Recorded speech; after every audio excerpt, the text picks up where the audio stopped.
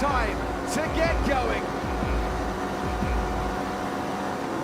It's lights out and away we go. Bottas gets away well. He's alongside Lewis Hamilton and he's making a good progress. And they're back. Salut la team, content de vous retrouver. Aujourd'hui, nouvelle vidéo.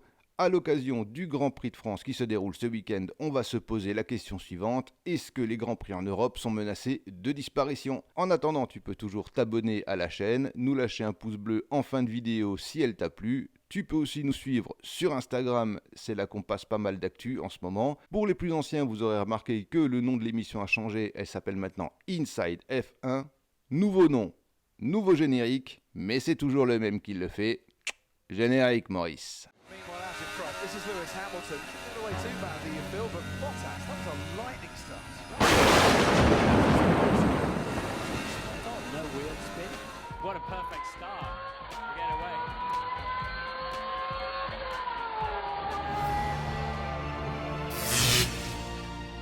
Et donc à l'occasion du Grand Prix de France qui a lieu ce week-end, on apprend et on sait maintenant que l'année prochaine, il n'y aura sans doute pas de Grand Prix de France. Et d'autres Grands Prix sont menacés. On sait que Spa est notamment menacé, l'Allemagne est menacée, que Monaco est menacé, donc ce serait potentiellement des Grands Prix qui reviendraient, mais pas forcément tous les ans. Et on se pose la question de savoir pourquoi. Alors au début, on s'est dit, c'est parce que c'est des Américains, et les Américains, ils aiment pas l'Europe, ils veulent la détruire. C'est complotiste ça, non? Bon, on n'y croit pas du tout, c'est pas du tout l'intérêt de Liberty Media de faire ça, ni de la FOM, pas d'intérêt. Alors on va se pencher sur le nombre de Grands Prix. On est actuellement à 22 Grands Prix. On sait que maximum on peut monter à 25. Après, techniquement, pour les allers-retours, ça va devenir très compliqué. Même si ils ont déjà annoncé, la FOM a déjà annoncé qu'en 2030, on devrait avoir des choses qui se resserrent un peu. Donc c'est-à-dire un tiers, ce serait beaucoup plus simple. Mais pour l'instant, on en est là et on se serait à 25 Grands Prix grand max. Après, l'intendance serait beaucoup trop compliquée. 25 Grands Prix, mais on a de plus en plus de candidats. Donc à un moment donné, il va falloir faire un choix. Et quand on regarde un peu de près, les Grands Prix en Europe, ce sont des Grands Prix un peu vieillissants, où les infrastructures ne sont plus vraiment adaptées à ce qu'on veut faire en Formule 1. Regardez, si on regarde ne serait-ce, voilà, on va prendre l'exemple du Castellet. Regarde le Castellet, on voit qu'on a un joli Grand Prix qui est posé, un très beau circuit qui est là avec plein de décorums, et autour on a de la pinède. Et donc c'est pas forcément adapté, déjà à recevoir énormément de public, et de deux, à créer des animations autour. L'animation reste sur le circuit, or on sait maintenant que de plus en plus c'est des stars qui viennent sur les Grands Prix, que c'est des concerts, que c'est des choses comme ça. On le voit très bien depuis quelques années dans tout ce qui se passe au Moyen-Orient, on le voit aussi aux États-Unis cette année, et ça on l'a pas en Europe. Et c'est là où ça commence à poser un problème, puisqu'on voit aussi la chose suivante. Depuis que Liberty Media a introduit Formula One sur Netflix, il y a un engouement grandissant sur la F1, c'est exponentiel. On le voit sur tous les réseaux sociaux, il y a de plus en plus de filles, des femmes qui viennent dans la F1, il y a de plus en plus de jeunes qui viennent dans la F1. Certains de nos abonnés ont 12, 13, 14 ans et sont fans de F1 et en parlent très bien. Mais ils sont dans leur système à eux. Et leur système à eux, ce ne sont plus nos systèmes à nous, les anciens de la F1. Puisque avant, il y a encore une dizaine d'années, la Formule 1, on ne va pas s'en cacher, c'était le sport à papa qui voulait dormir le dimanche après-midi. Si jamais tu dis que je suis pas jeune, tu vas voir. Alors que maintenant, on n'est plus du tout là-dedans. Maintenant, on est plutôt dans le sim racing, dans tout ce qui est interaction, Internet. Ça se consomme sur téléphone, ça doit être instagrammable, comme on pourrait le dire comme ça.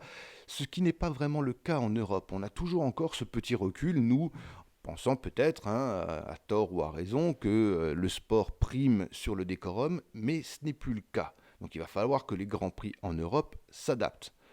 Et en plus, comme on est limité à 25, et qu'il y a de plus en plus de personnes qui viennent, du moins de pays, qui viennent et qui veulent leur Grand Prix national, il va falloir faire un choix. Le choix, il va se faire comment? Déjà monétairement. Ce qui est logique. La FOM, ce n'est pas du tout l'abbé Pierre. Ils ne sont pas là pour faire du caritatif, ils sont là pour faire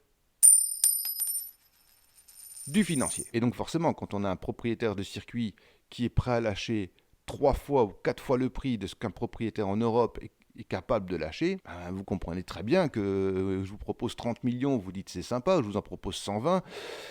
Le circuit a beau être sympa, il a beau être historique, il fait de moins en moins le poids. Donc il va falloir franchement que les circuits en Europe se mettent un peu au diapason de la Formule 1 mondiale, puissent avoir des infrastructures beaucoup plus grandes, accueillir beaucoup plus de monde, parce que ça aussi, ça va rentabiliser l'événement pour le circuit même, parce que forcément, si vous vendez 200 000 places, c'est sympa. Si vous en vendez 500 000, vous comprenez forcément que ça ramène plus d'argent au circuit. Et donc que c'est un peu plus viable et que le circuit peut donc payer un peu plus cher l'arrivée de la Formule 1. Voilà. Accueillir aussi d'autres événements, mettre des infrastructures beaucoup plus grosses. Alors ça, bien évidemment, ça nécessite des fonds et de l'investissement. Pour le Castellet, sans l'aide de l'État, ça va être très compliqué. On voit que le président de la région PACA, et donc le maire de Nice, Christian Estrosi, est très fan de sport automobile, qui fait vraiment le forcing pour essayer d'avoir quelque chose. Et l'idée de déplacer le Grand Prix de France à Nice, il faudra voir le tracé, mais c'est pas forcément plus bête. On a toutes les infrastructures à côté, on a forcément tous les grands hôtels, on a la mer, donc voilà, on a quelque chose qui est très très sympa, qui se rapproche un peu d'un Miami. Donc on pourrait avoir quelque chose d'assez fort qui pourrait venir en France, mais bien évidemment, ce serait un circuit urbain, donc il faudrait voir le tracé, il faudrait voir ce que ça donne. Un énième circuit urbain, je ne suis pas vraiment pour moi, puisque c'est bon, si vous voulez voir du circuit urbain, vous regardez la FE, Formula I, vous avez de l'urbain, et voilà, vous êtes content.